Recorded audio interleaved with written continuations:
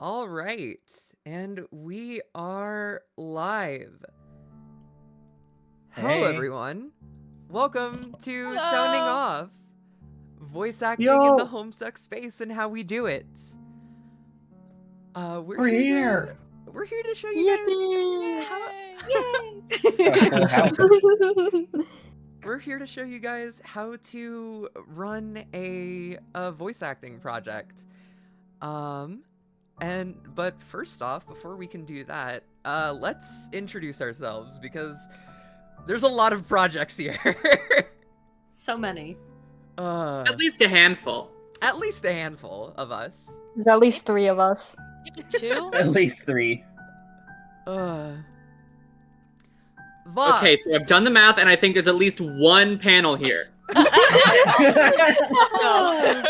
God. VOFT. Hi. I'm Melanie Archer from VOFT, and I'm here with my co-representative. Hi, I'm Bug from VOFT. I am our voice actor representation for our project because I voice at least a third of VOFT. Yeah. And if you don't know what VOFT is a channel that has been doing small comic dubs for a very long time, as well as we're currently doing more long-form dubs of stuff like Homestuck Beyond Canon, and as well as Hive Swap, Friend Sim, if you saw the trailer for that yesterday. And yeah. So that's it for VOFT. Moving on to our next project. Hello, everybody. I'm Dare0451, And I'm Fender Jess. and we're here representing Podfeels. That's right. I'm primarily a voice actor. I play the starring role of June Egbert. But I assist Dare with direction, and I've done some art for the project here and there. Meanwhile, I play Jade, but I'm also the lead director, editor, scheduler, sound designer, casting director. I've been diagnosed as the showrunner, so I guess that's the best catch-all term for it. Now, what is Podfeels? It's a full-cast, fully produced audio drama adaptation of the post-canon Homestuck fanfiction Godfeels. Emphasis on drama. For those not familiar, Godfeels is a story where our good buddy Egbert kins Vriska so hard she turns into June literally overnight. Her friends' reactions are, let's say, mixed. And this sets off a chain reaction of violence and hurt feelings and concepts I do not have time to articulate here, but it's genuinely incredible. I love Godfeels. Go read it, but later, not now. On to our next project. Project Soundpage. Hello from Project Soundpage. I am Timekeeper, you can call me TK, and I'm the co-executive producer of Project Soundpage, here joined by... I am Sam, or Sam is kind of okay. I am the head writer for Project S, but today I'm here as the voice actor for MSPAR. And we are a project dedicated to recreating as much as we can before our hands fall off Homestuck into a traditional kind of TV animated series here on YouTube. Yeah. Yeah. Badass. Thank you. Honestly, so cool. Such a cool project. Moving on to our last but not least project. Hi, I'm Crowstrider, are you? Eldritchdraaks.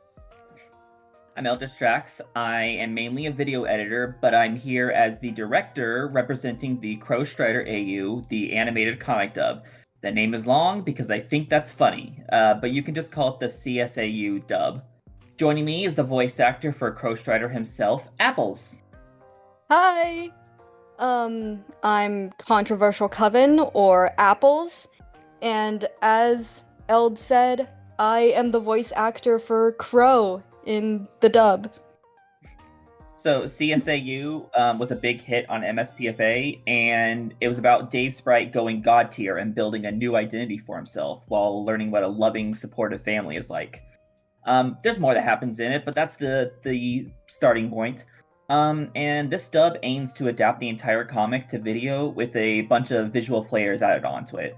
Now, sadly, the creator of CSAU, Meraki, couldn't join me today due to technical issues. But I do have some Q&A questions for them at the end of this panel.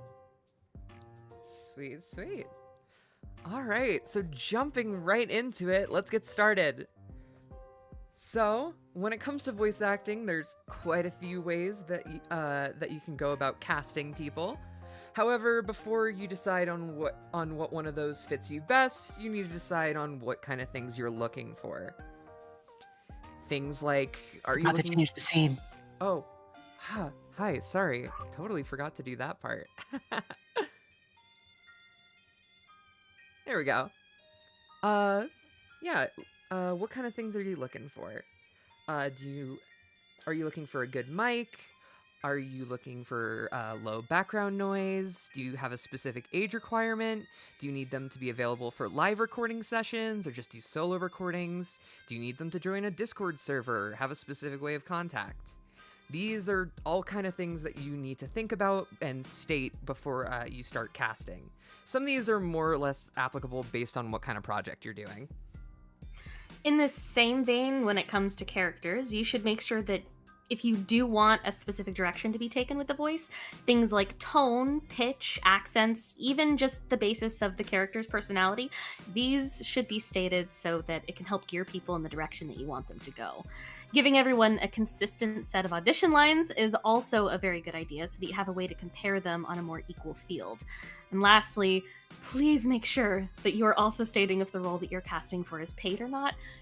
People kind of really need to know that part. Alright, now that you have this information in mind, it's time to figure out what method of auditioning you would like to use. There's a couple ways you can go about gathering your auditions. The three that I will be comparing today are Discord, Google Forms, and website casting. Discord. Pros of Discord. It is widely accessible and easy and good for beginners. However, the cons are that it is very disorganized, it's limited to the server that you're using, and you have to sort all the files yourself. I'd really only use this for like small projects with friends. Anything bigger, and I would highly not suggest using this. Google Forms.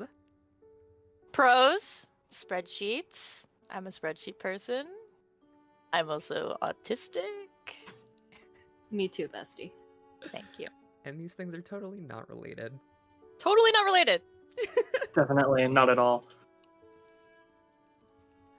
The pros of Google Form casting. It is more organized, and if you ask for people's emails, it has a built-in method of contact. It is also fully customizable. You can literally write whatever you want. However, the cons are that it's kind of limited to the reach that you can give it. So if you have the reach that you would like, then this is perfect for any size project. Lastly, we have website casting. Website casting is very structured and organized. It does the advertising for you by allowing people to search for your project, and if you add tags to your project, or if the website has the tags for you, people are much more likely to find it if they are searching for those terms. However, the cons of this is that typically you need to have an account for these websites, which makes it a little bit less accessible for the populace, but personally, I think this is the best way to do casting for like a bigger project. Once you have finally hit your deadline and people have stopped sending in their auditions, and believe me, please wait till the end of your deadline because, oh boy, do people wait till the last moment. You can finally sit down and judge your auditions. If you yourself are auditioning, make sure you have an unbiased third party to help you, and make sure that you have a odd but small number of judges to make sure that there's no ties. Usually recommend like 1 to 3.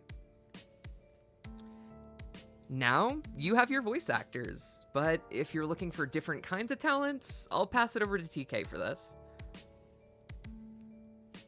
With Project Soundpage, we do have voice actors, but we have a terrifying amount more than that as well. Our team currently sits at around 30 people, which is kind of insane. For Project S, we have storyboarders, rough animators, background artists, cleanup artists, sound effect artists, musicians, and a ton of others I've elected to just put on the screen because goddamn, I'm not saying all of that. Despite this wild number of separate teams, it's worth noting not everyone is active at once in our project. Things usually bounce from one team to the other until completion, and a lot of people are on multiple teams. So, how did we gather our team? To be honest, a lot of people were on the team already by the time I got on, but we needed to have more specialized teams to start episode 2 than what we had for episode 1. So, step 1, have a goal. We decided we needed, in gist, more animators, illustrators, and musicians. So we needed to pick a platform. We decided that the best tool to do this would be Google Forms. This way, we could advertise the project on our own platforms like Tumblr, Twitter, and Discord, and keep the exposure central to the Homestuck community, whereas having applications on a network like Casting Call Club, where non-Homestucks could apply. It wouldn't be the end of the world, but we wanted our team members to know the source material. Also, spreadsheets. Keep in mind what you want people to apply with when you are choosing your platform. Our applications consisted of 2 stages. First, a portfolio. We asked everyone to link us a portfolio with 3 to 10 examples of the kind of work they would like to be doing. We made our own lists of things to look for in a candidate, and each input scores 1 to 5 on a spreadsheet with notes. Those who got a 9 or above in scores in non-sound fields moved on to the next stage, testing. The most important thing to keep in mind when testing is to keep the test as accurate as possible to the task they will be performing for you. Let's see some of our examples. Storyboarders got small script examples to board. Here's an example by Eve, taking what we gave in script, putting it into a storyboard, just how they would be doing in our process. Animators had to follow a short prompt and get a bit creative with it, example by Spar. Same thing here, small text into animation. Character artists had to draw designs and poses within the Project S style, and background artists had to draw, well, backgrounds. Here are some examples from Turco. The sound team was exempt from testing because they're just that cool. The same type of 9 points pass system was used to decide who passed the test to join the team, and I'm glad to say everyone who made it to testing now works with us in some capacity. Success. Or, wait, you have people to do the art, but how do we get that done?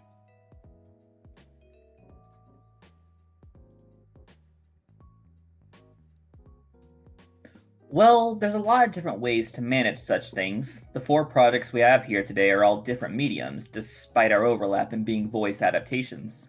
Whereas VOFT has all their art inherently by being a traditional Let's Read comic dub, and Project Soundpage is a full animation, and thus that's more their forte, the CSAU Dub and our own Podfeels have the most unique relationships to traditional art.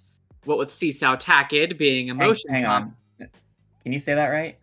How would you want me to say it? CSAU Dub. You just say the letter. You don't need to include the subtitle. But CSAU is funnier. Hear me out. Seesaw. Back me up, or there'll be a casting call at the end of the panel. Guys. Please. Okay, fine. Anyway, the CSAU Dub, being a motion comic that needs to fill in some of its own material, and Podfeels being primarily an audio drama of a text-only work with visuals added for flair, our projects have the most stark dichotomy when it comes to the art production side of things. Since Podfeels is an audio-first project, and we likely have less to say on the specific topic compared to a motion comic, I'll go ahead and get our part of this out of the way first. So, Podfeels is in a relatively unique position in our fandom space as far as I can tell. Homestuck is a webcomic. Most of its popular fan works are also webcomics, specifically built off its model. Godfeels, however, is distinctly not a comic. It's had some very good art in recent updates, but it's used sparingly as emphasis rather than the MSPA standard of comic paneling. Due to this, we don't have as many visuals to build off as other projects, by which I mean we have, as established, 0.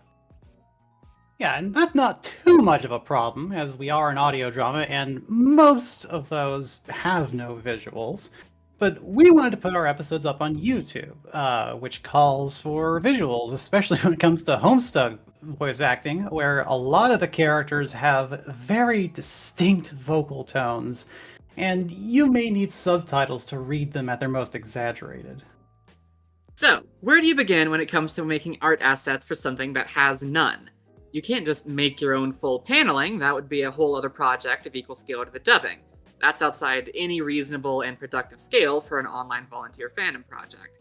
So if you can't do the traditional art and you have to save manpower there and want to prioritize audio, what you do is you boilerplate. Behold your solution! Okay, let's break this down bit by bit. First, let's cover the backgrounds. There's a few ways to do this in escalating complexity. First, you can just make a background for the podcast itself. Keep it the same between every episode, something resonant yet simple and adaptable. Fitting, but vague and nonspecific. Probably a simple environment or a color gradient. Second, you have one background for every episode based on the central location they're in. Third, you can have a background for every setting in the episode. Which is obviously the highest workload, and it gets increasingly complicated the more mobile your episodes are, the more settings that you're showing. But it does beg the question, how exactly do you determine when a background is needed? And as a follow-up, when you do need one, how do you design it? First off, if you're doing... Wow, that was an insane voice crack. What the fuck? First off, if you're doing step 3, take a list of all settings. When it comes to homes, this is ultimately just character design of a different kind. Instead of thinking about what a character wears, how they style themselves, you think about their interests, their hobbies, their habits. Would they be clean or cluttered? How are they doing wealth-wise? And how do they make that work for their space? For example, let's contrast our backgrounds for Rose's house and Roxy's house, both drawn by the lovely and talented Flower Venus. Rose and Kanaya's house is put together and well decorated, but with books and tailoring projects strewn about. They have a portrait of themselves, a goofy picture from Halloween of them aping the other's horror trope, trading who's the witch and who's the vampire, but they have it in a grand golden frame. They're busy, but they're well off and care about appearances. We also have a lot of seating, as described in the text, and the books, while an obvious inclusion given Rose's proclivities, are also pulled directly from the text. Now, on the other hand, there's Roxy's trailer. Now, ostensibly, she has the same wealth as Rose. They have effectively infinite boombox from their time in Spurb, and even if they didn't, alchemy means they're effectively semi-post-scarcity. But she chooses, she and Calliope both, to live a far more down-to-earth lifestyle. They have a custom-made welcome mat, but that's it in terms of fancy decor. They have their picture up just like Rosemary, but instead of an elaborate portrait made by a third party, it's just a selfie taken poorly by Calliope, printed out on plain printer paper and taped to their fridge. In terms of clutter, all that's around is the ingredients for the breakfast currently being made. They live sparse, because all they want or need is each other, their friends, and their neighbors. These two are happy living as retirees in the trailer park, rather than the elaborate pretension that Rose and Kanaya demonstrate. One couple runs the brooding caverns and bothers themselves with appearances. The other lives a simple life. Like Dare said, it's character design. Next, let's cover the, for lack of a better term, UI elements. Title up top, logo at the bottom. I think you missed a click. Did I miss a click? Yeah, you missed a click. Oh, wait, maybe you didn't. I'm watching the stream. I'm so sorry. You didn't miss a click. Yeah, I was like, I thought I was. I was watching the wrong screen. That is on me. I'm so sorry. Okay. Next, for the lack of a better term, UI elements. Title up top, logo at the bottom for style and identification. For the script log, we designed it after pester logs from Homestuck. It's an easy way to keep something as artificial as a scrolling body of text feel thematically linked. Next, we have what I've taken to calling the talk pog, and they're my favorite thing we've done visually. They're very utilitarian at their root, but they manage to work really well, I think. Basically, you need a visual indication of who is present and speaking, but you have no sprites to work from. You could theoretically make your own full sprite sheet, even take it in a visual novel direction. You could, but that massively increases your workload, both in the art side and the video production side. Even if you just made basic Homestuck style sprites with different expressions, you'd have to switch them out very regularly. Something that takes 10 minutes now takes 10 hours. So what we opted to do was to take it in the simple direction of the talk pod. First, you make one custom sprite for the characters that exist at the time of the story. Second, you open up your photo editing program of choice and center their head in a circular frame. If their name and text colors are different, their name color is the background and their text color is the outer ring. If they're the same, just darken the background a bit and add a shadow to the inside of the rim. This shows who is present. To show who is speaking, I used an online tutorial to make a radial dynamic waveform in After Effects, making it solidly the character's text color, and then render that separately. In the video editor, where it's all stitched together, we layer the waveform flush underneath the talk pod. Whenever they speak, it looks like the rim is moving, and it matches their on-screen text color. Now, I episodes. never felt any emotion remotely like that in my entire life. I Surprise. have never felt. Here we go. Surprise video. Now, episode setting backgrounds are great and all, but you may also want to have key art for certain impactful moments. Of course, getting too obsessed with this will just end up with you doing full paneling, which, as we discussed, is a dangerous level of scale creep for your project. Always do your best to avoid scale creep, if you can. I recommend one instance of key art every 1 or 2 episodes, tops. Ideally, you'll only do it when absolutely necessary to really help sell especially pivotal moments. We've drifted close to the wouldn't it be awesome if pit our fair share of times, and in avoiding that pit, what we've come to believe is that an audio project should use art the way Homestuck used animation. Sparingly, to where it's always an event, and always necessary to sell the scene. Even if the scene that needs selling is a goofy no-sell. Now, you may notice there's no room for art in the existing video format I showed. We got around this by shrinking the script log whenever the art is on screen and putting the art in a frame designed after the fenestrated planes to once again keep it grounded in the setting. As you can tell, adapting a text-only work comes with a very unique set of challenges. A lot has to be made as overhead to get started, but once these boilerplates are prepped, it's mostly smooth sailing with only the occasional original drawing.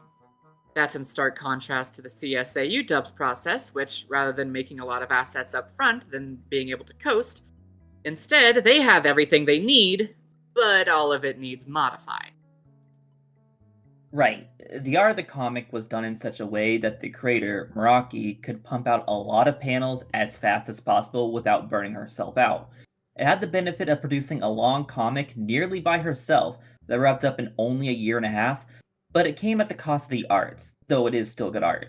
One of my main goals for this dub is ensuring that by the end, the art looks as close as possible to what she always wanted it to be, and so far, it's going extremely well.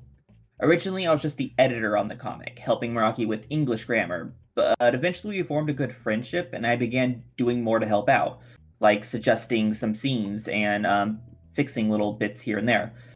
Since we're close, I can work directly with Meraki on this project, give her updates, and get approval on any edits I make. The comic was her project, but this dub is mine. Getting on to the specifics, CSAU is a comic. If I were adapting it one-to-one for video, I would simply use the panels straight from the comic as they are. Unfortunately, I'm autistic. That was never going to happen.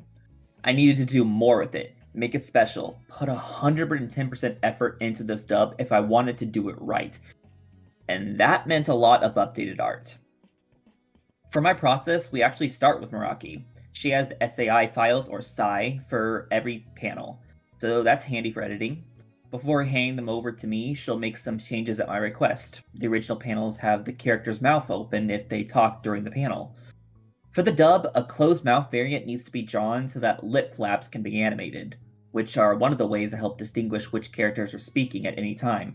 Most helpful when duplicates of characters are introduced and interact with each other. In the comic, this is distinguished with different shades of text color, but that could still cause confusion at times. Sometimes there are elements that stick out past the borders of the panel, which for the purposes of motion would need its art extended. This usually comes in the form of a character that enters the frame further than the original panel drew them, or the background moving with the camera. Often there will be old art that Meraki decides to touch up or completely redraw. I never quite know what changes I'm going to find when I open up these files, but she always changes the highlights and the Strider's shades for one. So Meraki works in Paint Tool Sai, which Photoshop, my usual program, is incompatible with. Luckily, Sai allows you to export your files as a PSD for Photoshop, as do some other programs. Keep that in mind when you're working on a project that requires jumping between programs. Anyways, Meraki converts the Sai file to a PSD and sends it to me. When I begin working on the files, I take each panel one at a time. I start with the characters, coloring them according to a set of color palettes provided by Meraki. These are very useful, as it keeps the final look consistent with her usual art style. Even when it's your own art, I would highly recommend making palettes to help keep consistency in your own series. The comic usually had white backgrounds and colored the characters' line work with their associated color. Because of this, a criticism was that all characters, trolls included, looked like Guardian sprites. However, when work began on coloring the art, fans of CSAU expressed concern over losing these colored lines as they thought it gave the comic an iconic look.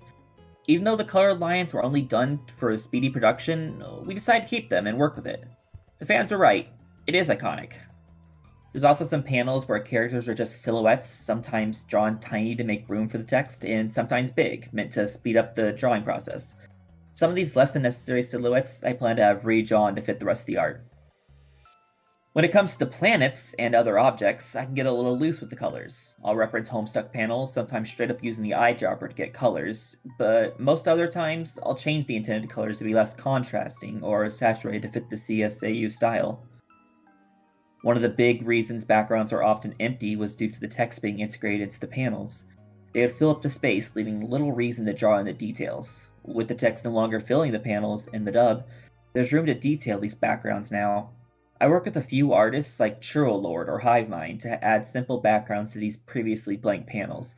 The art style works best with backgrounds that aren't too detailed. I think both of them are in the chat right now, by the way. Yeah, I keep Landscapes seeing get more detailed line work due to the variety in their color palettes. The exact line work can be free flow here since most landscapes feature mountains or hills that don't always need complete accuracy between panels. And interiors have more simple line work and tend to consist of only an outline and fill color. The kids' homes have a slight colored tint to them congruent with the kids' associated color, so they aren't solid white anymore. This helps especially during early parts of the comic where it is entirely unclear where a scene is taking place. There's a higher focus on perspective in these kinds of panels too that properly suggest scale. Rooms can be big or small, and it's good to know where characters are in relation to each other and the rest of the room. We've talked a lot about art so far, but there's a whole other side we're forgetting here: animation. Art that moves. Project Soundpage and the CSAU Dub are two animated projects, having visuals that move around through hand-drawn animation or motion graphics. Both of our projects also happen to be adaptations. Project Soundpage is adapting Homestuck into a style and format similar to a traditional TV series, while the CSAU Dub has a more direct translation approach, copying panels to video. TK has a background in animation production. Zero, our project lead, has an illustration and design background, and I have a background in writing. We work together to bring Homestuck to the screen in a way we've always wanted through Project Soundpage. Meanwhile, I have a background in video editing, not animation, and that reflects my unique approach to dubbing CSAU and adding to the visuals of the comic. The main premise with the CSAU Dub is to take the comic as it exists and work with the creator to bring it to life. I mentioned in that previous segment adding new art to the backgrounds, coloring the panels in. Oh wait. Go back, click the video. Yeah, Go back. Sorry, I thought it would play. So, what do you want to do then? Do we just keep walking and talking? I don't really know how this goes. I've never been on a a date. Yeah, me neither. But don't worry, I got you covered. Huh? Every step of this is intended to be respectful to Meraki's work and make it look exactly as she always wanted it to. Project Soundpage is all about keeping true to the spirit of Homestuck while changing the medium, which is tougher than it might seem. We want to be able to simplify the story in a way that doesn't make things like Act 1 take forever, but we also don't want to water down any of the charm the comic has to offer. And sometimes that's necessary. Something may have worked better in text or is completely absent from the source material, such as a pair of scenes that had a more thematic follow-through when I swapped the order they appeared in. Doing a job like this includes a lot of referencing and researching, looking at the order things take place and deciding what should stay, what should go, what should move, maybe. This is the most prevalent in long conversations that would be a quick read in the comic, but drag on forever while they're on screen. Overall, we're doing our best to maintain the authenticity of our source material, be it through strict adherence or through reinterpretation. The first step to any traditional animation is scripting, but after that, we need to start visualizing things on paper. So we storyboard. We divvy up sequences into packets that we distribute to our storyboard team to transform text to image.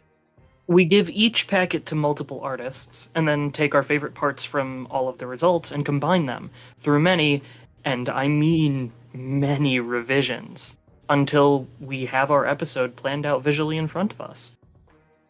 That's a lot of work. I don't envy the traditional method they're doing, but it makes sense for something as complicated as full hand-drawn animation. In my position, I don't need to create storyboards since the comic panels are my storyboard, saving me so much time and work. In a way, this project is like a full-color animatic. God, I wish that were me. The envy is real.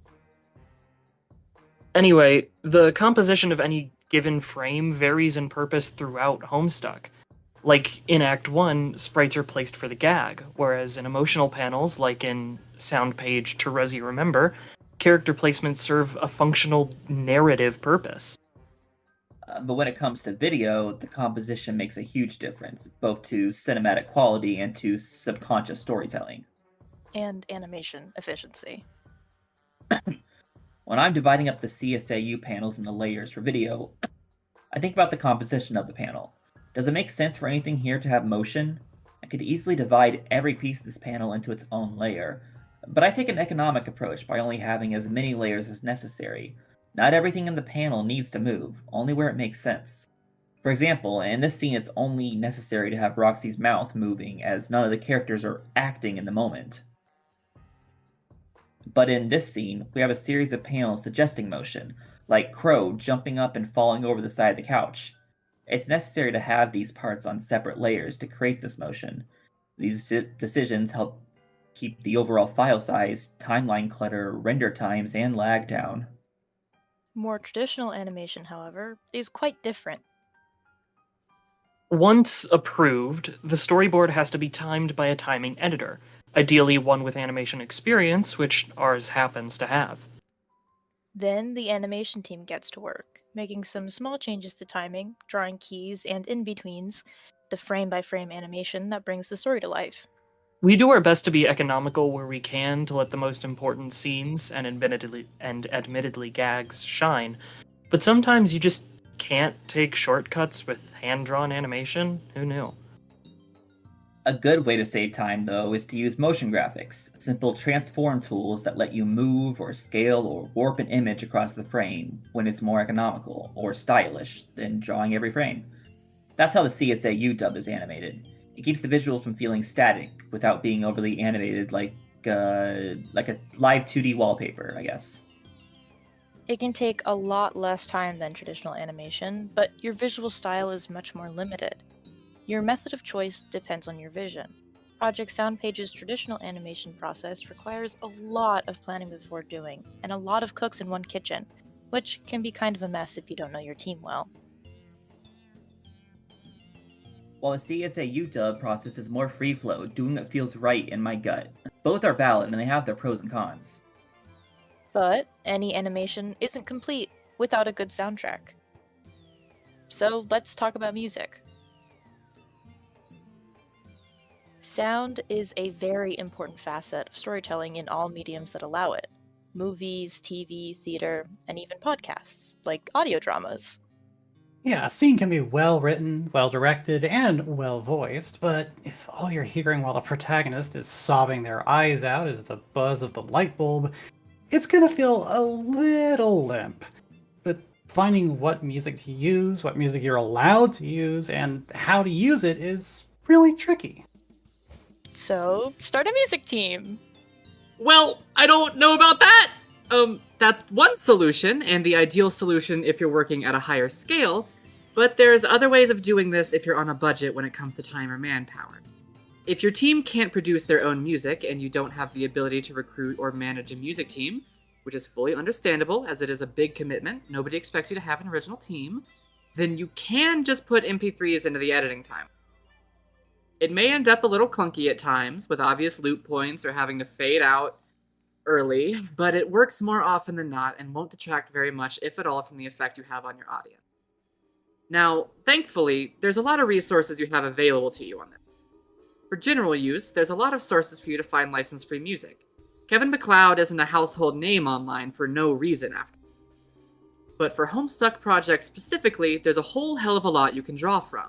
Specifically, there's hsmusic.wiki, which hosts tagged, searchable, and often annotated lists of Homestuck music, both canon and fanon.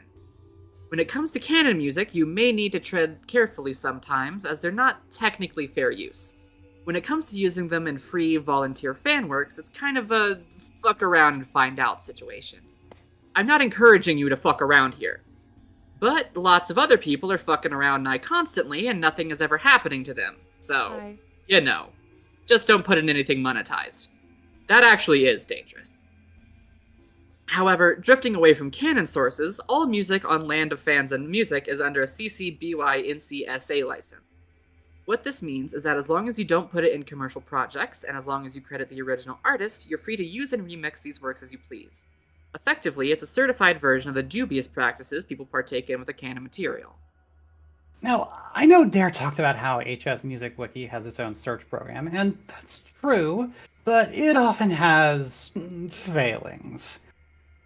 It's not perfect, which it can't be expected to be, but its tagging system only considers who appears in a song's cover art, for example, not who it was written for or who is around when it appears in the comic, if it ever does. It also has no way to search by genre or tone. To this end, us here at Podfeels in the pre-production for Season 1 created a spreadsheet. All canon music, sorted by myself, Jess, and our friend Ash Taylor. God, I'm having flashbacks. There are so many songs in the canon library, y'all. It's all tagged by character, who appears in its cover art, who it was written for, who appeared when it played, and who its borrowed motifs, if any, refer to, genre, and tone. I'm certain there's some oversights, but it's damn solid for what it is. Yeah, it's already come in real handy quite a few times. I've already shared this internally with a few other projects, but once this panel is over, I'll be releasing it publicly, for you to make a copy of to sort through yourself and use it however you please. Say you have a scene where June is in a no-holds-barred, life-or-death fight against, let's say... Hang on. TK, say a Homestuck character. Roxy. Sure, okay. Well, there's very little Roxy intense music, shockingly, so that really lowers our results, but... sort by June, Intense, and Roxy. Okay, here we go. Trained by Buzenkai. The only result, not quite the tone I was looking for, but it works. This is a good example, actually, of why I prefer to sort by the focus character of a scene first, or if you have a solid main protagonist who is present more often than not, you may want to tag whoever isn't them in a scene. It gives a richer tapestry to the other characters who may need it more in that case, and it gives you more results to work with. Once you have your track decided, you can put it in your editing software, find a good place to start it, end it, etc. For some songs with multiple phases, you may feel only one portion of it suits your needs. In these cases, you can just trim off the part you don't need, find a place to fade in from what you do want, and if it ends up too short, you can comb it for similar or ideally identical notes to use as a loop point, and do that as many times as you need to make it last as long as you need it to. It can be clunky, and it adds some work to the editing phase, but it's ultimately far less work than actually managing a full music team. If music isn't a core necessity of your project, or if your project is smaller in scope or less popular than other projects, this may be the way to go. That isn't to say music teams are bad. We've instituted one for Season 2 of Podfeels, after all, but they are by no means expected or necessary. Using existing music can suit your needs just as well. And if that's not something that works for your project, or you just want to take it a step further, then you could start a music team. Melanie and I spoke a bit on recruitment earlier, so we have that covered, but how do you get the music team to make the music you want? Well, we can tell you what we do to get music in our final product. For Project S, we have to get some basic visuals and timing down first in order to give the music team something to work with. So we gather our timed storyboards and figure out what we think the scene in question should look like. A scene in John's living room would be calm and maybe have some Harlequin motifs, whereas a fight scene between John and Jack would be heavier, more serious, and have the motif from Black. This is all stuff we have in mind when we assign our musicians their tasks, and stuff we ask them to integrate. It's super important that you take the time to figure out exactly what you want, and the best way to communicate that to your team. Unfortunately, Zero and I have little formal music experience, so we utilize our lead writer's theatrical experience to interpret our vibe-based nonsense to our composers. It also helps to provide examples of things you are trying to ask for, or even wiki links to songs you want to reference in the final track. After we get a big thumbs up from the composers that they understand the task, we let them work. We do some check-ins for drafts, timing, and general feel, and in most cases, after a few drafts, we have something we love and can use. Things get leveled and mixed and thrown into the final cut by our editor. In some cases, though, things need to be heavily reworked. It can be as little as timing or instrument changes, or an entire scrapping. For instance, in Act 1, Episode 1, Dave actually got 2 Pesterlog songs. The first was great, but it just didn't fit the mood we were looking for in his introduction. In those cases, it really is tragic because a lot of those songs that don't fit are still fucking bangers. This is why we ended up releasing our Volume 1 album, to showcase the wonderful work of our music team. There you can see both tries at the perfect Dave Pesterlog song. It's a long process, much longer than it seems here, and it is difficult, especially when you want something you don't know how to communicate. But getting to know your composers, their styles, and the way they work can help both of you to create a more efficient and rewarding working experience. It's so worth it when you get to see the animation come together with the sound, and it just adds a nice layer of polish to everything and really gets the whole team excited about the final product. If you have the ability to add music to your product, I highly recommend you do it. The clicks were a little off, unfortunately. Yeah, I saw that. Sorry. I was like, some of these are off. Alright, continuing. Now it's time to record lines for your project. Well, ideally you'll have been recording simultaneously with all this. When it comes to getting your VAs to record their lines, there's 2 main paths that you can follow. Option A, you can set due dates for the lines to be turned in and leave it to your actors to manage their time and act their parts out alone. And option B, you can schedule recording calls where you're able to be hands-on in your direction with the actors and ensure their performance matches the tone of the scene and the person they're in the scene with.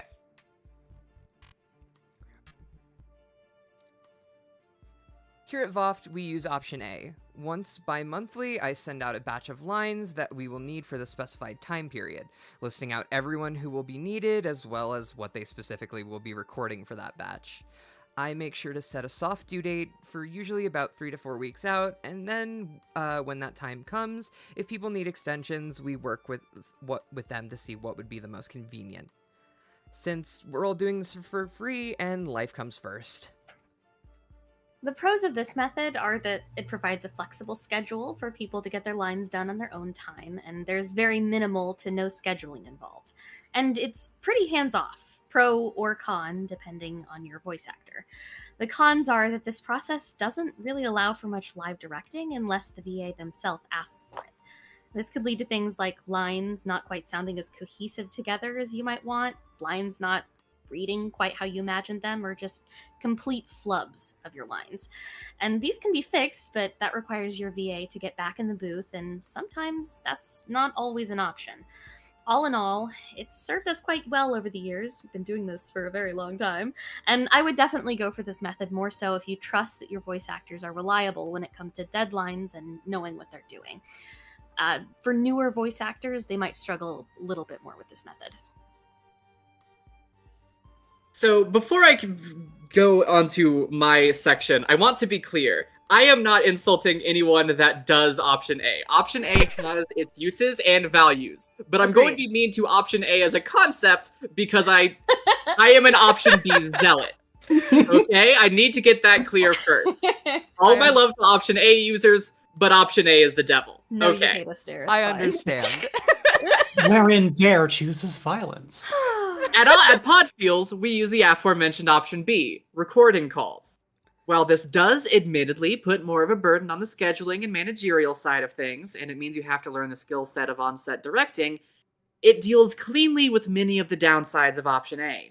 When someone's performance is insufficient with the first route, you have to listen as they send it in, then give notes, then wait for them to send a new corrected batch, and you might have to send it back again. It takes a lot longer to hammer out any issues, to the point that oftentimes issues go overlooked just to avoid the headache. If you've ever watched Vox's Let's Read Homestuck or VOFT's Let's Read Homestuck Beyond Canon, then I'm sure you've noticed occasions where someone misreads a line and it's just left in. Guilty. Ouch. Or my personal pet peeve, when words are tensed to give incorrect meaning. Like, if character A is hassling character B, and character B says, "Why are you writing my ass?" It implies that person is uniquely unqualified to be writing their ass, or that someone else should be writing their ass. Their performance should have been, "Why are you writing my ass?" But if the actors aren't in the scene together and have no director to keep them straight, such mistakes are inevitable and not at all shameful. There's a reason many professional actors are resentful of when they have to act to an empty room where their co-stars will be green screened in. Another thing you'll hear sometimes, and this one's my big pet peeve, you'll hear two characters in a scene interacting, but the actors are portraying them with wildly different levels of energy to the point where, like, it would be genuinely off-putting to experience for real. Or, like, some conversation will be taking place about a problem one of the characters is dealing with, and one of the actors believes the characters are taking it deadly serious, while the other thinks they're doing a bit. And the actors play their individual parts accordingly, and it just does not work. These things, they just happen when you're isolated and you're not getting direction, you're not being able to bounce off the other actor and get in sync. This is the thing you'll hear a lot of actors talk about in a lot of fields. It's just, it's a lot easier to get the flow of a scene when you're able to perform it live.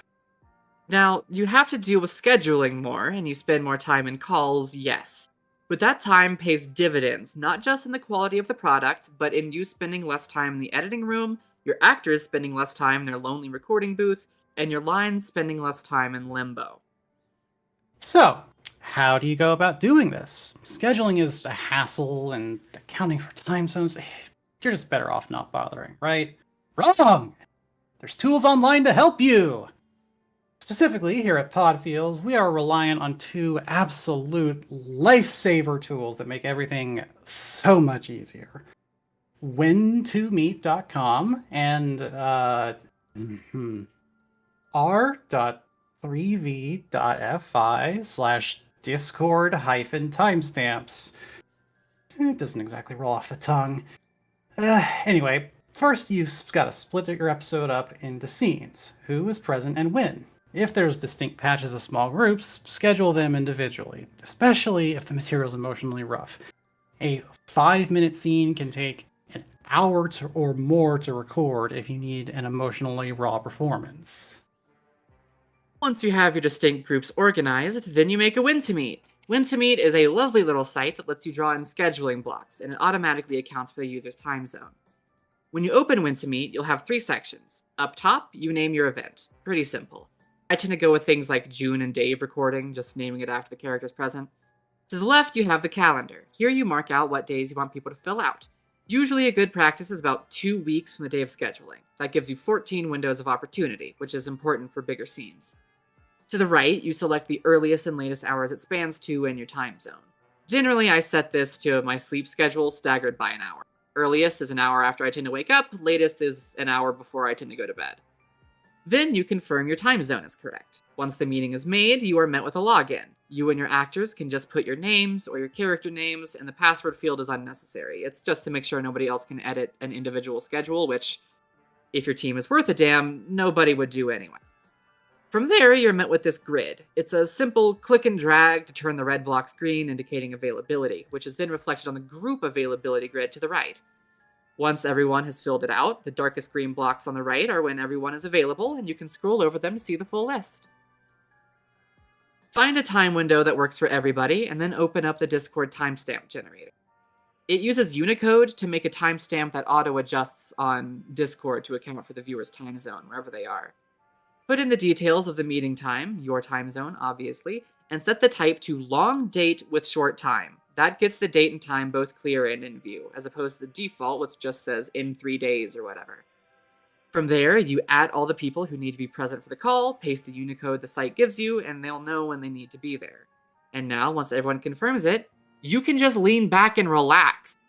You don't need to worry about finding time in a day to go over lines once they've been delivered early. You don't need to worry about anyone losing track of time and you having to remind them on the due date. You just wait for the scheduled recording. And instead of you spending hours measuring the quality of lines before telling them to take it again, and instead of them having to spend hours second-guessing themselves, acting into the uncaring and unreactive void, you all get to have a fun time with your friends.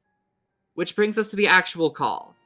The way we do things at Podfeels, though your mileage may vary, is we have a rough table read first, where very minimal notes are given, if any. I take notes, but I give them at the end. This read is just to get people into the flow of the scene and to warm up. Once that go-through is finished, I give them my notes. Point out places where they flubbed lines, where they were giving the wrong emotion, though I do tend to ask what their intentions were, since they may have insight into the character I ultimately agree with. The characters are your collaborators, not your tools. We work through that first batch of issues, and then we take it from the top. From there, I call cut far more consistently. Anytime there's an issue, we go back to hammer it out. You have to be in tune with what you want the scene to be. You have to be able to direct. To keep the characters in mind, their motivations, their current status. If someone got shot last scene, they're going to be wincing and seething. If somebody had mental breakdowns 3 nights in a row, they're going to be erratic, exhausted, and a bit manic. It's your job to keep your actors abreast of the context their character is existing in that they might lose track of if left to their own devices. So that's how we get the raw audio. We all record our tracks individually and locally, so there's no worries about Discord having audio issues and eating a great take. We just let the recording run throughout the entire call. Once we're finished, we render it out and upload it to the episode's recordings folder in the Project Cloud Drive for our first phase editor to get her hands on, which is a handy segue into our next section, editing. Your editing process is going to vary greatly depending on your production methods up until this point. Here at Podfeels, we have a regimented but relatively smooth pipeline where the final project file is handed off about 4 times, but I'll get into that later. VOFT has a far more in-depth editing process, so I'll let Melanie take it first. Alright. Here at VOFT, for the majority of the dubs, I have edited them almost 100% myself. That was until I was forced by my dear friends to get some help. Take better care of yourself, dumbass! Yeah, you're welcome. Example A and B. But yeah, most of the editing I still do myself now, but I have other editors to lighten my load. So let's talk about the process of a normal VOFT video. After the recording has been done and everyone's lines are turned in, either our epilogues editor, Stagelights, or I throw it into our audio editing software of choice. We then go through, listening to all the takes and cutting and placing the audio in the order of the content we're currently dubbing, and we make sure it flows well enough to sound like a conversation. Once we finish that process and make sure it all sounds correct, we hand it over to 2 different people. Our tone director, Hopi Mage, and our SFX designer. Hey! They will then start deciding on what music fits with what scene and what sound effects need to be inserted accordingly. Once they make their own tracks to line up with the existing audio, they send it back to me and I add it to the project file. Now we move on to the video editing.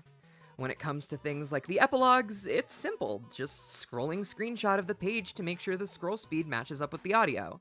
However, Shout out if to Jake's ass. Yeah. I just noticed that. That's because, okay, It's I'm gonna butt in. obligatory. That is because that is the proudest bit of sound design I've ever did. I specifically put in the squeaks of his ass rubbing up against his pants. I am so this is well correct. too. You did so well. Excuse I me? put his ass into the sound design. Damn good. honestly, it was really good. I'll have to show it to you after. Holy shit. However, if it's an episode of something like Beyond Canon, it's much more involved.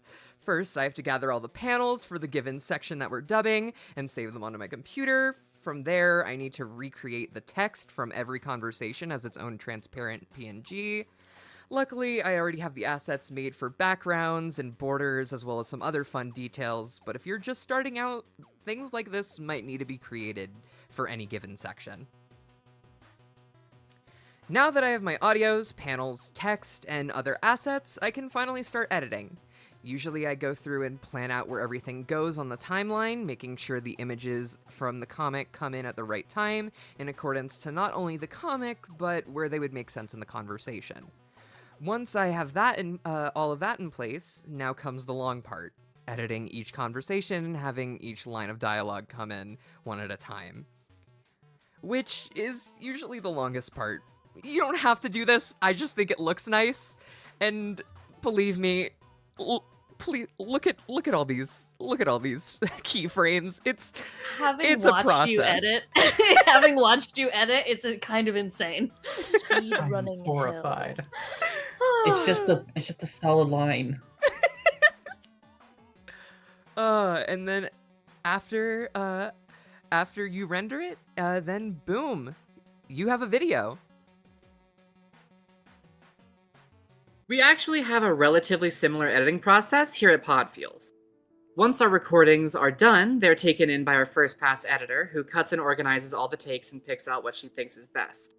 I then go over her choices, change the best take if necessary, and schedule retakes if necessary. Once I've confirmed all the takes to be used, I then send it in for phase 2 to the aforementioned stage lights, who organizes all the takes into a smooth conversational chronology. She then hands it back to me, and I adjust the timing if necessary and add in the narration and my sound effect.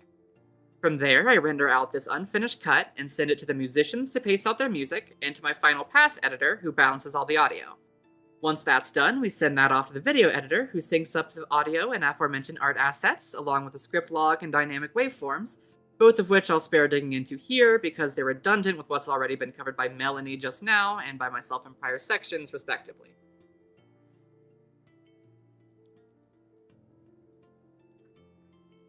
Mind if I pop in here? Yeah, go for it. So, like Melanie, I edit with Premiere as well. And when it comes to low resolution MSPA style comic panels, you have to manually scale them up outside of Premiere so the pixels stay crisp and sharp, because there's no nearest neighbor scaling, so it's they just become blurry. I'm working with a 1654 by 1244 resolution for the CSAU Dub. If you want to put a GIF on the timeline, you need to convert it to a video. Otherwise, the frame rate will just entirely break. Unlike Melanie, I recreate my text in Premiere since it suits my situation, having only small snippets of text on screen at any time. The text tool in Premiere is a little buggy. The later versions may have corrected this, but for me, you can't easily change the source text. And the stroke creates massive spikes if it's even a little thick. I went over much of my process earlier. I'll just add that in my first pass of the edit, I'll be editing the voices and the panels at the same time, getting them all lined up, animating the motion graphics, and gradually moving my way through the scene. And later I'll come back to do the text, music, sound effects, and I keep the whole scene in its own nested sequence. It makes things easy to keep track of and easy to create scene transitions. Speaking of scene transitions,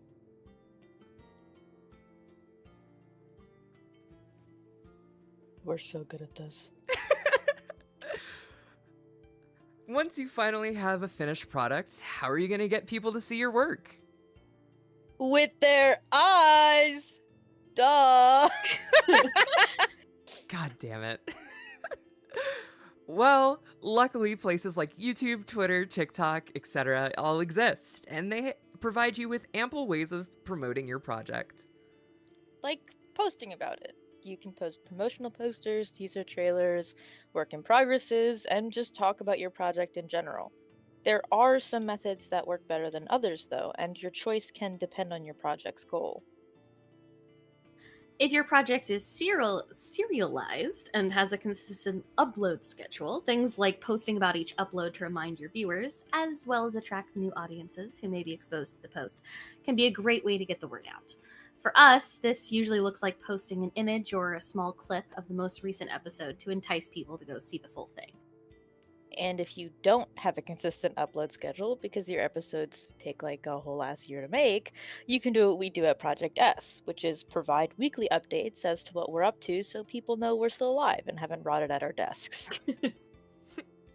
But posting about it alone doesn't quite bring in the audience. Making sure to tag your posts with the right things goes a long way. This ensures that people are searching for the kind of content that This ensures that people searching for the kind of content you're putting out are going to see your posts.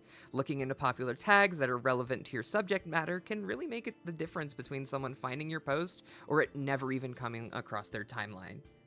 Like Homestuck, Homestuck VA, Homestuck Animation, or even character names like Dave Strider, Jade Harley, Dat Egbert. These all make your content searchable, which means I might see it. Also, from our experience, advertising your stuff more like a human person than a studio is usually a lot more appealing. People like people and not corporate drones. I've gathered some examples here for you to see some of our more popular posts, just to show you what kind of thing does well for us personally. Again, what you post depends on your project, and you kind of have to learn what your audience enjoys. And likewise, where you post all have different different algorithms and also different audiences. A type of post that works on one website might not work on another. It's all about understanding not only the algorithms of each website, but also what the audience there enjoys. And, like, pinging an update role on Discord works wonders. Let people have the option of being notified about your project uploads, and they'll come to see it when that happens. I personally hate it when apps like Twitter or YouTube give me notifications, because, like, I don't care what Mr. Dust has to say. But on Discord, I know my updates are coming from an actual person that I want to see the work of. So link your Discord server everywhere and let people get updates there. And with that, you're finally done! Yeah! Yay! Woo! A whole project! We're not done just Amazing. yet, though. Well. Not quite yet. No, we have to get paid, right? You're getting paid? You think you're getting paid? You're getting paid? Passion project, baby. No. No. You're getting Man, paid? I wish I got paid. Oh. Hey, shout out to the chat, the YouTube chat, and the the VR chat world watching us right now. Yeah. Hi, guys. Hi guys. Hi, Thank everyone. you so much for Hi. springing along with Howdy, us. howdy. Yeah, thanks for joining us. If you're watching Yeah. this in VR right now, do a little dance with your VR character. Everybody have a little dance party. I think that'd be Yeah. fantastic. I'm dancing Hey. right now. I wish you could Everybody see it. dance. However- Whoa, party The party. Macarena. However, I know we're saying things that sound a little finality. The panel's not over. We still have 30 minutes. We're we we're do doing have some. We're gonna talk We've a got little some bit stuff. about culture and then Q&A, I believe. Yeah, Is our we next have, steps here. we're gonna talk a little bit about the culture of the Homestuck fandom and voice acting in it. Real quick. With some funny visuals. I in the have a background. question like for the group that I think that would be a fun way to open this up personally. Yeah, what's Yeah, up? My question is like, what got you into this in the first place? Either what got you into Homestuck or what got you into wanting to create Homestuck properties like Oh. Homestuck. I'll go last because my I know story exactly is easily the what I want to stupidest. say. I think let's say what got us into Homestuck, because what got us into like wanting to create and like Homestuck voice acting is a question that we have in the Q&A. Is it so now? It Okay, is. that's so my B. I That's can my B. so let's answer what got us into Homestuck. So What got you into Homestuck, Melanie? I had a girlfriend at the time who like showed me specifically, I remember this clear as day, the Octopimp Magic Cupcakes video. And That's insane. that was the first piece of Homestuck that I ever experienced. And then they said, go home and read Homestuck. And I did. And I was like, what is this? What is this? What is this boy standing in his room? This isn't Homestuck. What are you talking about? And I looked up. I was like, there are Let's Plays. Is there a Let's Read? Like, is that a thing? So I looked up Let's Read Homestuck, and lo and behold, the VOFT Dub was there. So I was Wow. like, and then that's just how I experienced, which I think kind of leads a lot of like how my How- Homestuck experience has gone. Exactly. It was That's entirely really funny. it started entirely with voice acting, and it's gone entirely with voice acting. I have a remarkably similar story. Except for my very first Homestuck media that I was ever exposed to was the Octopimp. I don't know if it was Octopimp actually. It was on that era of like Octopimp YouTube. It was Eridan's United States of whatever. I was showed it Oh, I in a remember that crowded video. lunchroom where I had to like hunker down to listen to it and watch it, and I was like, look at this little guy. This is so fucking silly. What? And because I didn't have access to the internet at home, I read all of Homestuck in the computer lab in my like lab class for our like hour. I had like study hall in the computer lab, and that's where I read it, which was insane because me reading like the entire first half of Homestuck, I didn't get to listen to any of the S files. I got to watch them, but I didn't get to hear the music, and Me devastating. Oh no! By the that's way, tragic. devastating. So sad. I think We weren't allowed to have tragic. headphones. It was a whole thing. But watching that video, and then later being exposed to like a whole bunch of Octopimp stuff, I was already a theater kid. You know what I mean? Like I was already Yeah. doing like 4 shows a year with my local theater org, and I was just like, oh my god, I could do that. Oh my god, I want to do that so bad. I do not live in the United States, but I could do that. So I want to do that. And then when I finally moved back to the States when I was like 21, I started auditioning for shit, and the rest is history. Yeah. Do the. I need you to do the transition again. I want everyone to be looking at it. You want everyone to look at the transition of It's my best work. It's Oh my Oh god. my God. Okay. Beautiful. I have things to say about this question. Tell me more. Yeah, so okay. Shout out to any real ones in the chat that know what Pagey World is. It's an old defunct social media for art. I was following someone on there, and they posted I think it was like Scourge Sisters art, and I was like, oh, these are cool OCs. Like, what are their names? And they were like, oh, actually, this is like Homestuck fan art. You can read it here. And I was like, read a little bit. I was like, is this the right comic? Like, and they're like, yeah. They come in Act 5. I'm like, okay. Lamau, they come in that Act thing 5, the ominous everyone- titular sentence. Yeah, the I thing do that that. everyone does, which is like, you just like, okay, and then I actually like started enjoying the characters and stuff, and it like, it's a whole thing growing up with Homestuck and finding. I don't know. How old were you guys when you found Homestuck? I was 12. I was 14. Oh, I Oh, don't remember how mine old I was. 16. I Okay. might have been 16, maybe. But I was 16 have an in interesting 2012, story. so do the math I on that have one. a I first very tried when I was complicated 12. answer to that. It took me 3 tries So- to get into Homestuck, but the first one was when I was 12.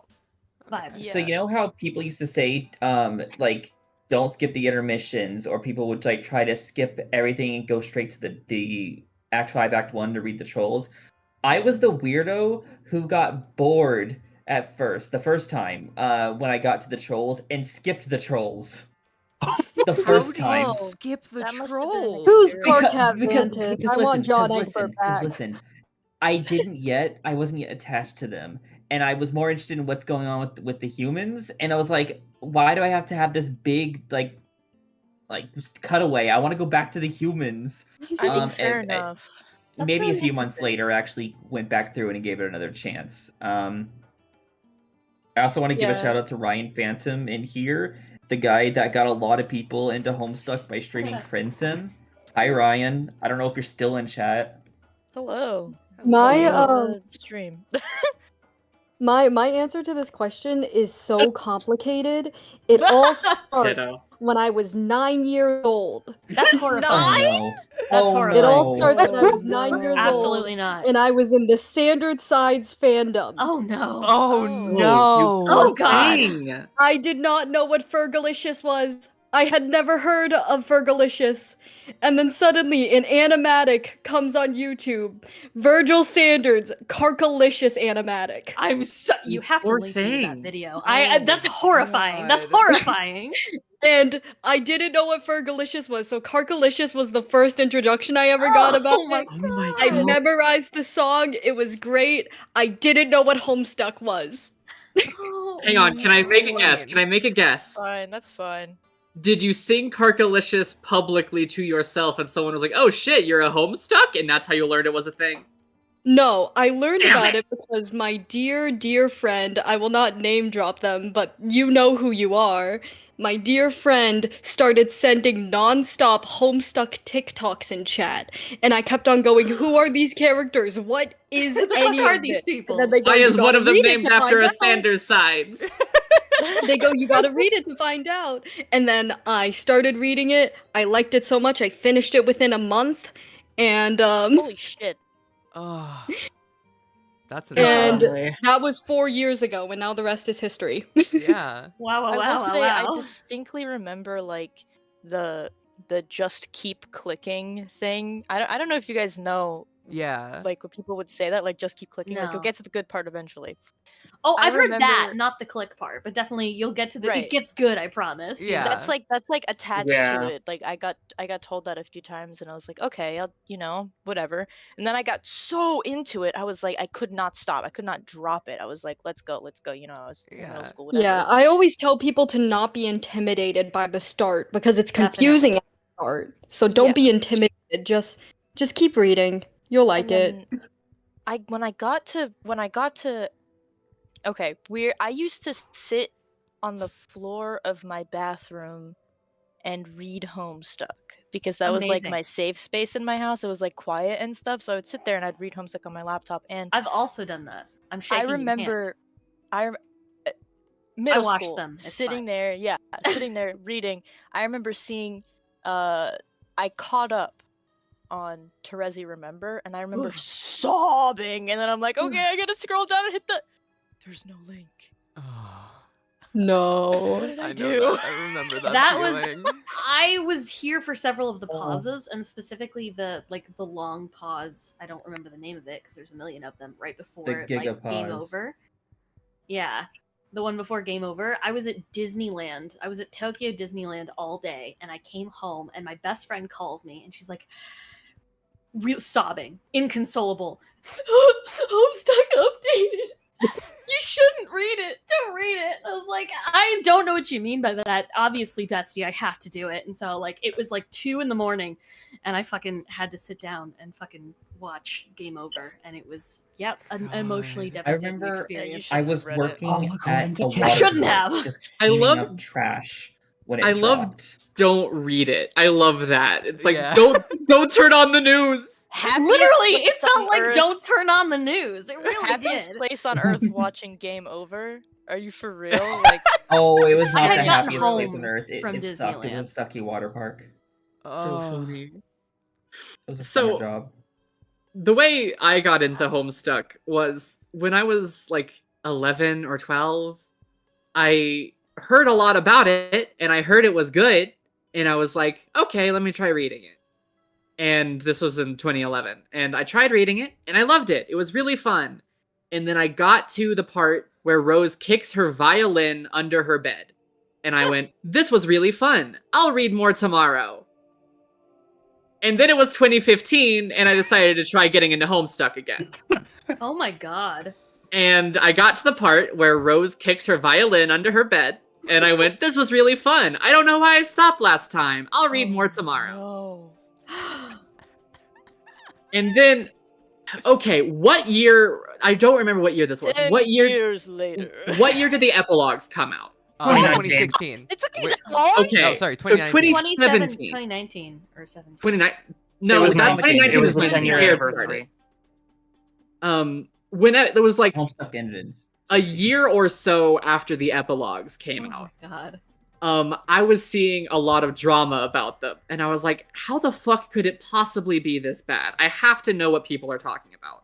So I read all of Homestuck, and I loved it. I got to the end this time, and it was stellar, and I was like, okay, finally I can learn the drama. And I read the epilogues, and I loved it. I had no idea what people were fucking talking about. It was some of the best shit I've ever read. So Delicious. I will read And- it one day. short attention span hasn't let me touch it yet. That's so Hey, fair. Literally That's 2 insane. days. 2 days after I finished catching up, Squared began. Hey, Apples, did you know that Vops is doing a Let's Read of the epilogues? Sorry.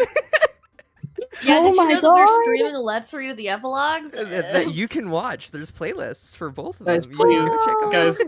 we have 15 minutes left for the Q&A, Yeah. and we finished one question. Shit! We should do the we should move on to the Q&A. Lightning round. Okay. Lightning round. Mel, Let's you choose the question. We'll all figure it out. okay. Let's move on to the Q&A. Ah. Hive All mind, right. don't be scared of the epilogues. They're really good. How end of Agreed. the world is it if we go over? I don't know. I haven't talked to Janai about that.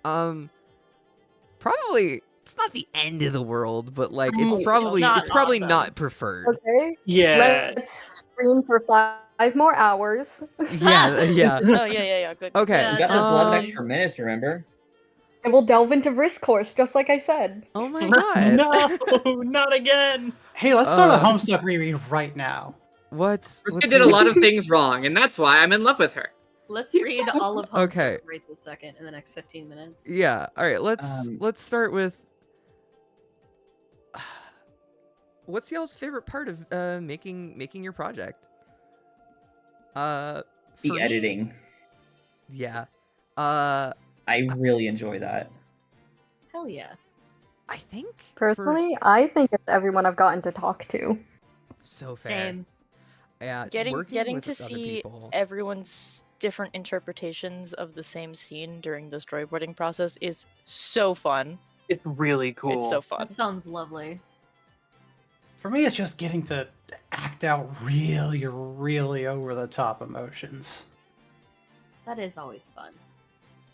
For me, I love every part of it, and I love like managing everybody to get the project out the door. But my favorite thing is the sound design. I love like You're so good at it. I being would put hope in a so. scene, closing my eyes, figuring out what's moving, what it sounds like. It's so fucking fun. It's like a puzzle every time. It's really good.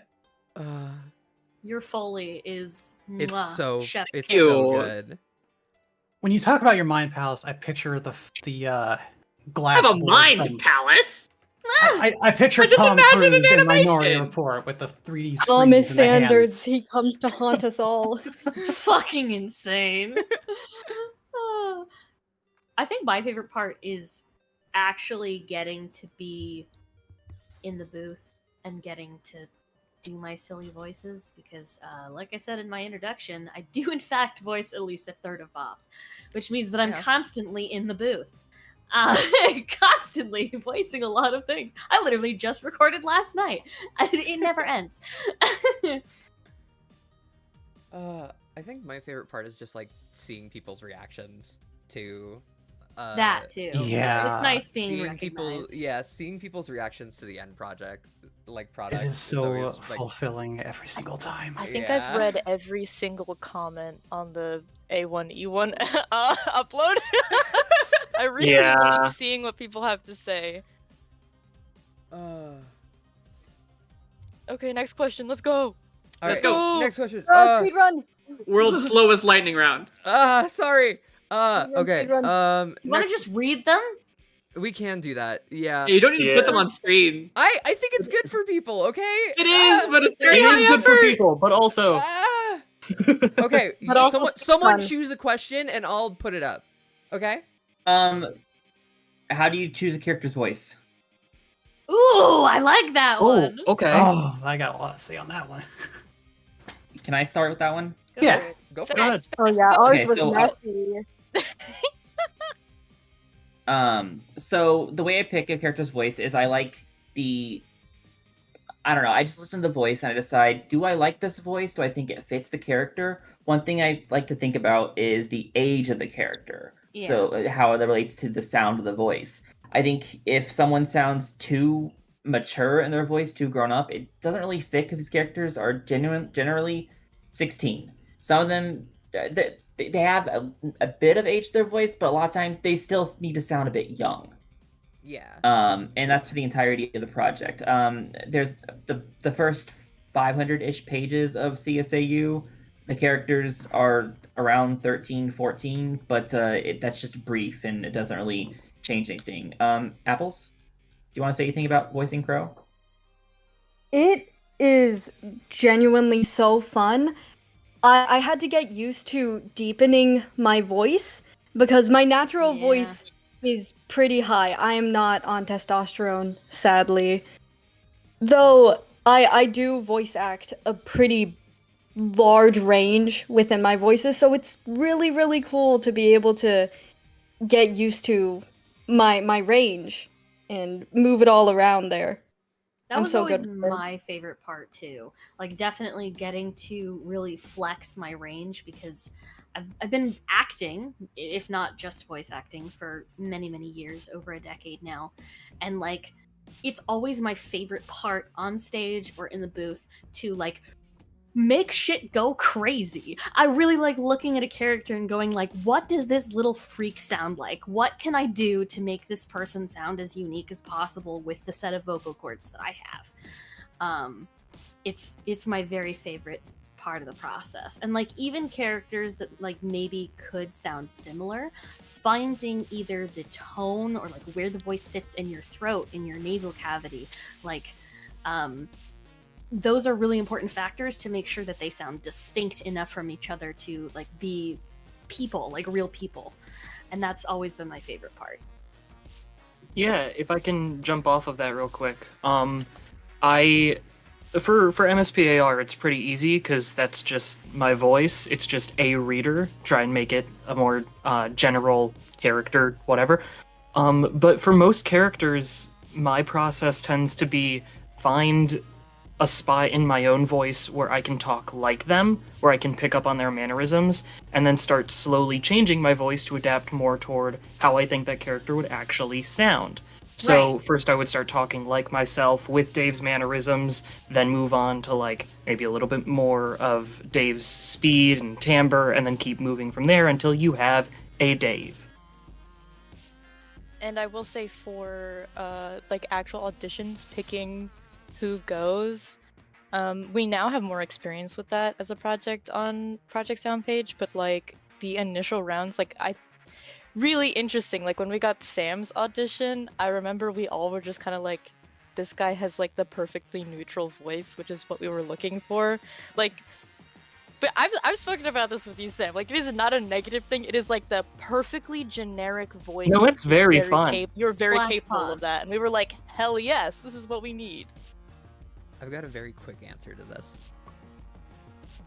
100% vibes based. 100% vibes based. It is! It's Of course. Violi, baby! Yeah, it's 100% vibes based. I'm with you on this. Yeah. When it comes to like my own deliveries, I like get a little like scientific with it. Like with my Jade, I specifically like I practically start mewing because I make sure my tongue is behind my front teeth to like emphasize her buck teethedness. But when it comes to casting other people, yeah, it's just vibes based. I've literally, I used to voice Zebedee for like a failed like hive swap dub at one point, and I literally made myself foam teeth for his tusks. That's So literally, good. I made foam teeth so that I could talk like I had big huge teeth in my mouth, and it worked really, really well. I definitely would do something like that again, for a character who's like a really unique mouth shape, maybe. Yeah. Amazing. When it comes to June on Podfeels, oh, sorry, go ahead. No, go for it. Go for it. Keep going. Yeah, when it comes to June on Podfeels, I mean, first off, she's a very different character from John. She undergoes a quantum shift in just her whole mindset and outlook when she transitions the specific way she does, kinning Vriska and whatnot. But she's also a very different character from the more typical Junes you see. This is not, happy-go-lucky, hi, I'm June, Hair clips voice June, as trained. I've seen some people call her. Hair clip. Yeah, that's a good term for it, yeah. This is an angry 23-year-old woman who's having a rough time of it. She's just come out of a, 6-year depressive funk. Her friends question her transition, and she yelled at them, and she is running ragged, not having any sleep, so her voice is just always kind of rough like this. And she's sarcastic because she's trying to aid Vriska, but she didn't really know Vriska all that much. And it feels like such a subtle thing, but just, being tired, who she's going for, the fact that she has not voice trained yet because she has been transitioned for all of 72 hours, I think, at the point of being Podfeels that we're adapting her. You don't instantly get girl voice. Yeah, is that not how transitioning works? Yeah, we actually specifically have there's a time skip in the thing, and after that we're going to have Jess do a voice-trained June voice. That's Oh my really God. good. That's a really fun detail. I love that. Also, so next question really quickly. I like this one in the chat. Who do you consider the hardest character to voice, that you voice? Ooh. Oh, For me, it's Calliope. I don't know why. I have to do 7 different takes on Calliope every single time that I voice act her, because I just have to get the very specifically right cadence to figure out what it is that I don't know. It's something about the way that she talks that I just need to always try and get it perfect.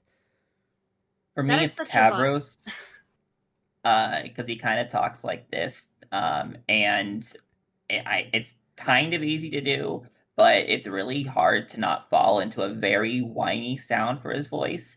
Or if you start putting a little more emotion into it, it kind of just becomes car cat. Oh, yeah. I thought you were can see about to that. say John Mulaney. I mean, he I- just becomes John Mulaney. I think that the most difficult voice for me, again, voicing a third of VOFT, would probably be Jane. Specifically in the epilogue, specifically in HSBC. The older, cold, calculated, femme fatale almost character. She's really hard. She was really hard for me to pin down. I literally have to warm up a very particular way to be able to do Jane. I have to just free read some of her old epilogue stuff to be able to even get in the flow of things to be able to record for HSBC. It's really a bitch and a half to do that, because she's really kind of in my chest a little bit, kind of chest voicey, but with that southern drawl that I give her and that really serious kind of clipped tone, it's hard for me to keep consistent and get right. Sometimes I even have to listen back to my old recordings to make sure that I'm on model. That one definitely is the one that I have the most difficult time with. For me, I think it's mostly just differentiation between most masculine voices I do. But if I'm talking mostly CSAU, I'd say Feferi is my hardest, because with Dave, I can just drop my voice and be done with it. And once I get into the headspace, that just becomes my natural voice. But with Feferi, I go so high, and Felt. and I have to actively be thinking about going up in that really, really high tone. And it's great. June is the hardest character I voice. June is also the easiest character I voice. I feel the same way about I have- SPAR. I have Fair. so much. I have so much content. I would like to multi-role. I have been expressly forbidden. In terms of characters I perform for things, I don't think I have a character that I find the hardest TM. Actually, it would probably be who's the cowboy troll? I forgot who. Skilla. It would probably be Skilla, because I naturally have a hick accent and it comes out when I'm feeling an emotion. So when I'm performing Skilla, I am in the acting mode, so my own emotions are kind of turned off. So I have a hick accent naturally, but I have to fabricate a hick accent to be Skilla, and it's a Really very interesting. complicated situation. In terms of outside of production shit, Jess and I ages ago played through Friendsim and Pester Quest together, and Sober Gamzee. Oh God! I went so hard doing Sober Gamzee, coughed up blood. That's not a joke. I had to go make Gollum juice and not talk for 2 days straight. Can confirm. I love doing Sober Gamzee so much. Definitely. Go ahead. Sorry. Anytime like I have the ability to do so during like the VOFT Let's Read streams, I take it immediately. I'm like, I really want to be Gamzee, please. You do a pretty good job of it, and in that same vein, it's really funny because like my favorite Carcat pester logs to read are the ones where he's having a panic attack. Any Carcat one where he's having any emotion that isn't anger, and I'm having a really, really good time with it. Yeah. He's such a guy. He's just a guy on his birthday. Just a little He's just guy. a guy. Also, okay, so I have been informed that we can go over. They just won't be advertising us anymore on We can go like a little bit we can go a over. little bit over. We can go crazy. If you have if you guys have another panel that you want to go to, feel free. You guys are we appreciate you all coming. We release you. Yeah, absolutely. Thanks for We watching. might answer like 1 or 2 more questions, and then I think because we did get a lot of questions, so we might make a separate video or That would be fun. or do I'd be an fine with that. off the SAHCON live stream, like sequel live stream to answer That'd the be rest of the good. questions I that think we that got. would be really fun. I think that would Do be you really want fun. to drop? Don't you have like a doc or something where people can submit questions if we want to do that? I option? I can definitely make one. I'll definitely post about it. Or like well, a community post or something might be more. Yeah. Yeah. There's yeah. a community post on the VOFT channel already for questions, isn't there? Yeah, this one will make like a Google Doc for people, not a Google Doc, a Google sheet for people to actually submit the questions, and then we'll probably do either a second live stream off of SAHCON or do a separate video. I think either would be pretty good. Maybe a separate video. Just Yeah, I think a video like Yeah. coming after like a Yeah. couple days or so would be the best just tactic. like a follow up, a supplementary, Yeah, a fun little exactly. After aside. An appendix. Yeah. Let's do one more question then. I think this one would be pretty good. What are the future hopes for the growth of your guys' projects? Oh my god. Oh, just coming I on can with go the hard first. questions, huh? Primetime TV, Emmy Awards. Hell yeah, let's Yeah. Oh, fucking go. I- definitely. When Melanie when did it- that on it. When it comes to VOFT, my goal is to have VOFT be a one-stop shop for Homestuck dubbing. We will have every single piece of canon Homestuck we will have voiced. That is my goal, and then after that, I am hoping to start making original content that will then branch off into its own studio, not associated with Homestuck, but will still have our Tried and true, yeah. our roots in Homestuck, and that's kind of where I hope everything goes. I do have an answer for Project S. You do? Efficiency. Yeah, that's basically what I was gonna say. Yeah. Like- I have a slightly different answer, which is efficiency would be great. You know what would help efficiency, Sam? I have Money. no idea, TK. What would the answer to that be? I would It is what love, it is. Actually, it should go slower. I would love to be able to pay our team. Honestly, The four of us should our 4 projects should unionize and petition to get a unified license from the team. We won't get it, but we should do it anyway. I would Well, I now. would my dream that keeps me sound asleep Project Podfeels Strider AU. is one day we will be given permission to make money and we will be able to pay our artists and also be an actual studio. That would be so Yes. cool. Hell I yeah. just want to be able to I don't care if I don't make money, honestly. I want to pay the people who are putting their work into this so We that want they're to not see the thing be crunching made. on weekends in between Yeah. classes and shit. You know? Yeah, ditto. Yeah. It's agonizing to. I always feel like such a dick giving people their assignments because I'm like, hey, can you make music for me? Can you make music for my passion project? And I know it's theirs too. They wouldn't be here if it wasn't. But it's always such a conflicting feeling to just be asking Yeah. for free work, even if they're your collaborators. It's Yeah. hell. Hey, See, here's how it works. Here's Others- your 5th round of revisions on your storyboard for free. God. He's in by Here- Sunday. I don't know if this applies to everyone who has ever done stuff like this and had deadlines, but don't be afraid to like beat their head over with it. Like, at least in my opinion, Ugh. a lot of times I'll forget.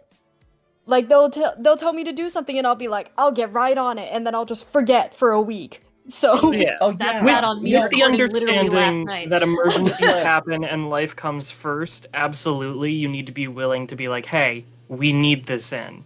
Yeah. But With the Like- with the Biggest Crow thing for Strider us is, trailer that was in the showcase, Apples, you were supposed to re-record one of the lines that was going to be in the trailer, and you just never did. So I just used the original line instead.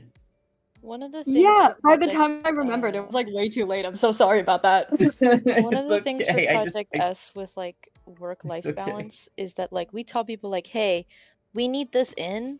If you can't do it, tell us so we can get someone else to do it. Yeah. Because Yeah. we really want to be respectful of people's like lives, especially because they're not getting paid for this, which is why paying them would be awesome. But Yeah. but like managing the expectations within a team space of like, hey, what can you get done and what can't you get done is really important. Yeah. I want to try and get Podfeels to like a monthly or at least bi-monthly schedule, but it's just It's efficiency is difficult. hard to establish. Yeah, I think Yeah. goals should Couldn't be be us, no, I'm achievable kidding. personally. I think bi-monthly is achievable. Yeah. All right. Fighting you.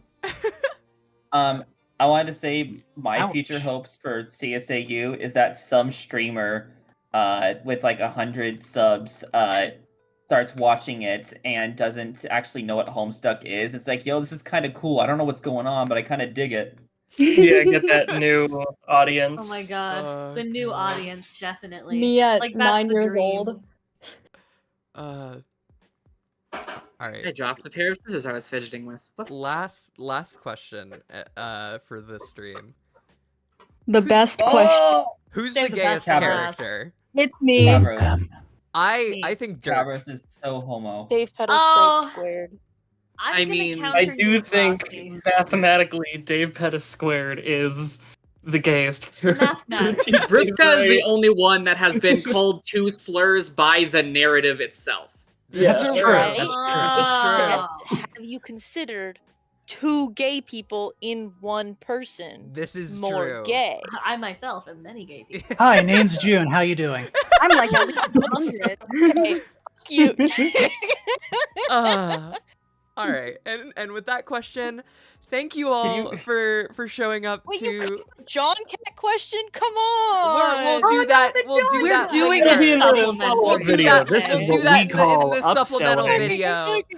That means I can't make my communism joke. This is oppression. We'll Rest get in peace, there. John Cat. Put the image on Anyway. screen. Communism never Anyway. arrives. It's something you always strive for.